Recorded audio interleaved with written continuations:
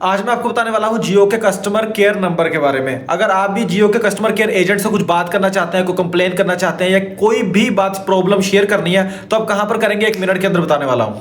इस वीडियो के डिस्क्रिप्शन में आपको एक लिंक दे दूंगा, आपने उस पर क्लिक करना है। डायरेक्टली भी आप वेबसाइट पर क्रोम में जाकर सर्च कर सकते हैं drhind.com। जैसे उस पर क्लिक करेंगे या सर्च करेंगे आप इस तरह की वेबसाइट पर आ जाएंगे। एक चीज बता दूं दोस्तों, इस दुनिया में किसी भी कंपनी से आप रब्ता करते हैं ना, तो आपने कभी भी किसी को अपना OTP नहीं बताना है या आपको कोई कोड रिसीव हुआ है वो आपने नहीं बताना है। और दूसरी चीज, इस कंपनी से रब्ता करने से पहले आपको इनके इंस्ट्रक्शन पढ़ने चाहिए कि वो आपसे क्या क्या पूछ सकते हैं, ताकि आप पहले से ही तैयार रहें। तो आपने यहाँ पर ऊपर 3 लाइन्स पर क्लिक करना है।